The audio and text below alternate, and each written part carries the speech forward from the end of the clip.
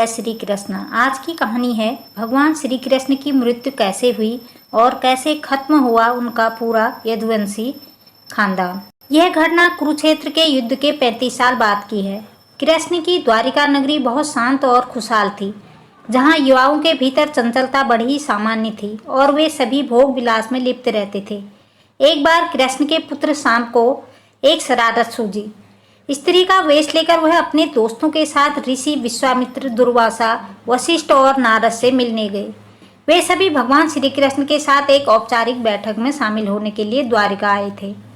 स्त्री के वेश में शाम ने ऋषियों से कहा कि वो गर्भवती है। वो उसे ये बताएं कि उसके गर्भ में बच्चे का लिंग क्या है। उनमें से एक ऋषि ने इस खेल को समझ लिया और क्रोधित होकर शाम को श्राप दिया कि वो लोहे के तीर को जन्म देगा, जिससे उसके कुल और साम्राज्य का विनाश हो जाएगा। सांप ने ये सारी घटना उग्रसेन को बताई। उग्रसेन ने सांप से कहा कि वे तांबे के तीर का चूर्ण बनाकर प्रभास नदी में प्रभावित कर दे। इस तरह उन्हें उस श्राप से छुटकारा मिल जाएगा। सांप ने सब कुछ उग्रसेन के कहे अनुसार ही किया। साथ ही उग्रसेन ने यह भी आदेश दिया कि यादव राज्य में किसी भी प्रकार की नशीली सामग्रियों का न तो उत्पादन किया जाएगा और न ही वितरण।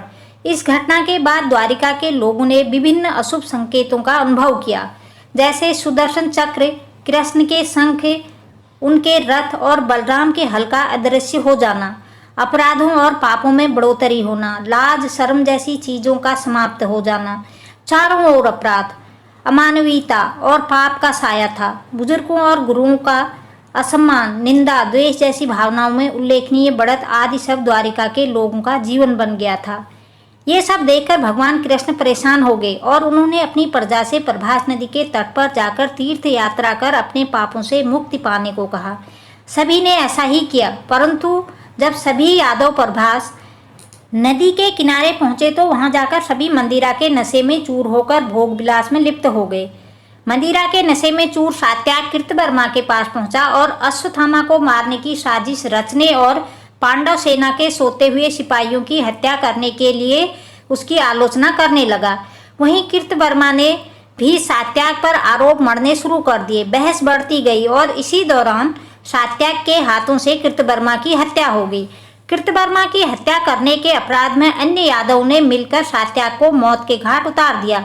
जब कृष्ण को इस बात का पता चला तो वे वहां पर प्रकट हुए और ऐरक घास को हाथ में उठा लिया। ये घास एक जड़ में परिवर्तित हो गई, जिससे श्री कृष्ण ने दोषियों को सजा दी।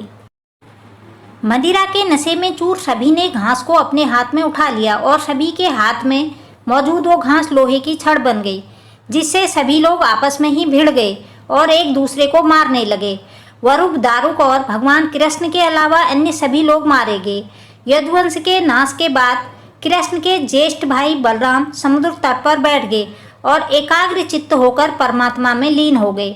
इस प्रकार शेषनाग के अवतार बलराम जी ने देह त्यागी और स्वधाम लौट गए।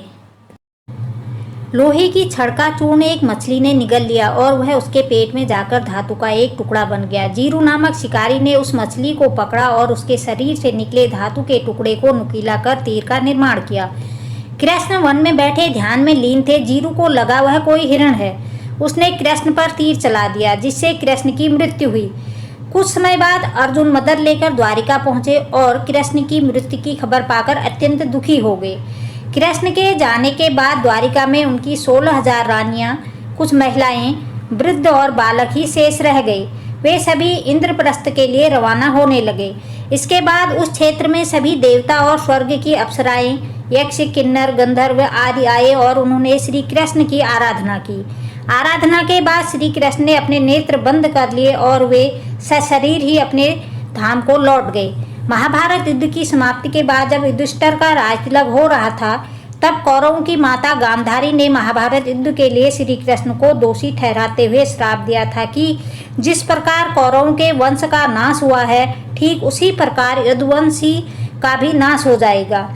आगे की कहानी सुने।